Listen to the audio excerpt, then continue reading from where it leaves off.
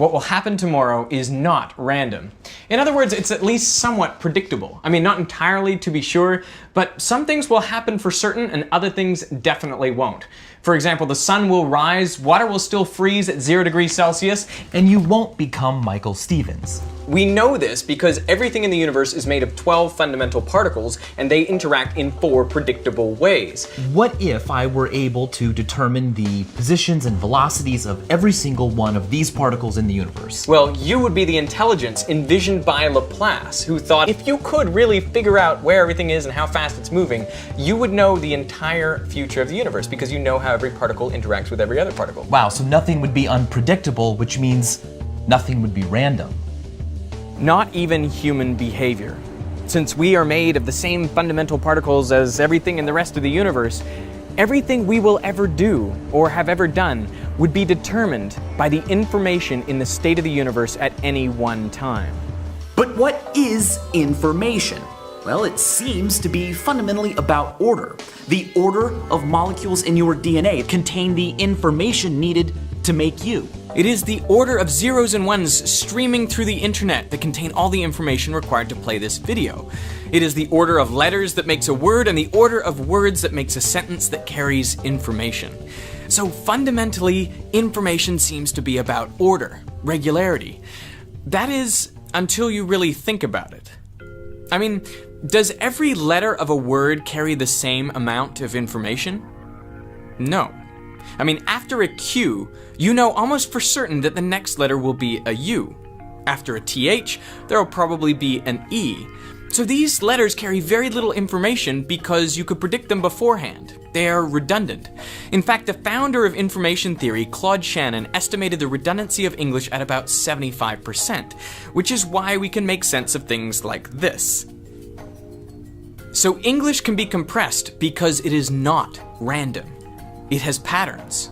Similarly, video is compressible because of its regularities. In each frame, the pixels of similar color cluster together.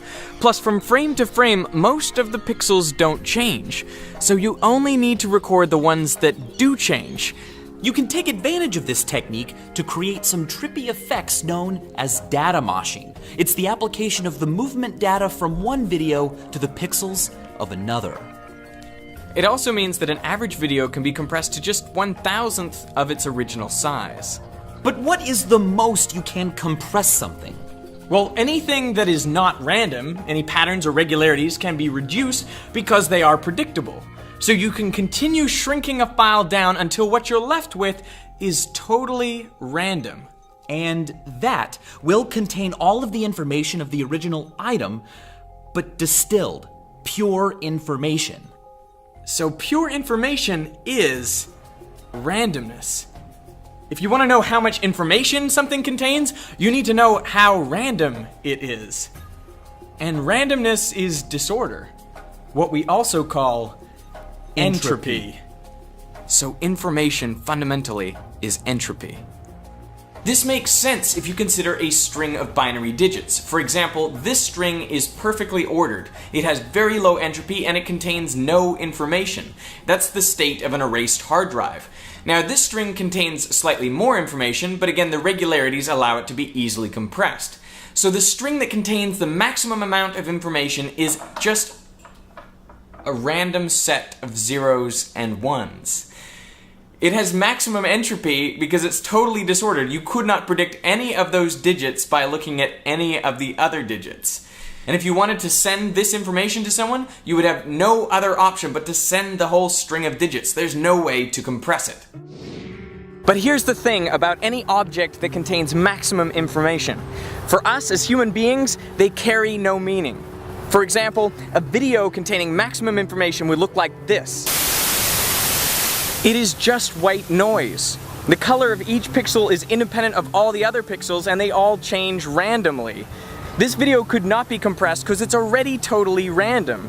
Now, a random sequence of DNA would not make an organism, and a random string of letters does not generally make a word. We are drawn to things that are neither perfectly ordered, containing no information, nor are they perfectly disordered, containing maximum information. Somewhere in the middle, we can recognize complex patterns, and that is where we derive meaning. in music, poetry, and ideas. It is this search for meaning that leads us to propose scientific theories, which, if you think about it, are really our way of compressing the universe.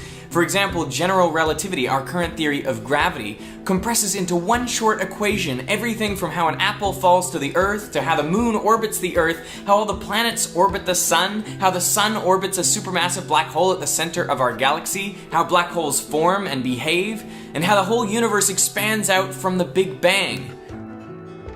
Now that we have this theory, the future is more predictable.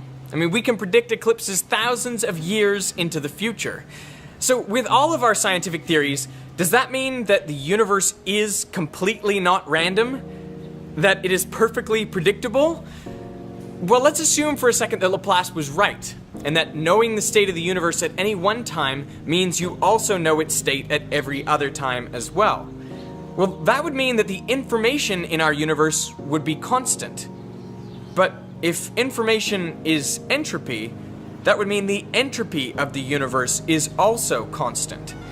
And that does not appear to be the universe that we live in. The second law of thermodynamics states that entropy in the universe increases with time.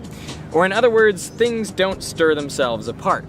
But if entropy is going up, that means the information in our universe is constantly increasing. That makes sense, because it would take more information to specify the state of the universe now than right after the Big Bang. So where is this new information coming from? My best bet is quantum mechanics. Quantum mechanics describes how the 12 fundamental particles behave, and as spectacularly successful as it is only a probabilistic theory, meaning that you cannot predict with absolute certainty where an electron, say, will be at some later time. You can only calculate probabilities of where you are likely to find it. So when you do interact with it and locate the electron at a particular point, you have gained information. You now know something that you couldn't have predicted with certainty beforehand. This drove Einstein crazy. He said, "God does not play dice," referring to this. I mean, he wished that we could compress our theory of quantum mechanics further so that we could really figure out where these particles were going to be. But maybe the reason why we haven't been able to compress quantum mechanics further is because fundamentally, it's random. Fundamentally, new information is being generated every time a quantum event like that occurs. In that case, it could be these quantum measurements which are driving up the entropy of the universe. They are creating new information all of the time, and that means the disorder in our universe must go up. This is what we observe as the second law of thermodynamics. You know, we often think about the second law as a curse, as though everything which is ordered is going towards disorder. But maybe, it's only in a universe where this law is obeyed that the truly unexpected can occur, that the future can be actually undetermined. For us really to have free will, we need the second law of thermodynamics.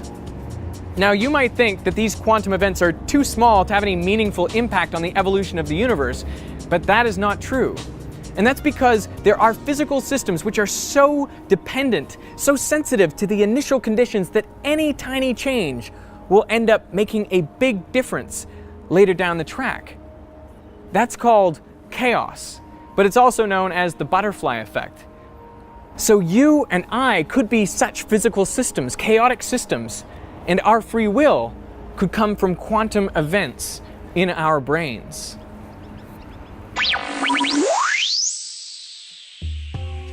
So it looks as though we live in a universe where the future is yet to be determined. That is to say, it's at least somewhat random. But Derek, what is the most random thing possible in the universe? That's a good question, Michael. You know, it's such a good question. I'm talking about it over on Vsauce. You want to go find out about randomness with me? Let's go check it out. All right. And you can decide whether to click over or not. Oh, that's nice. Yeah. Yeah.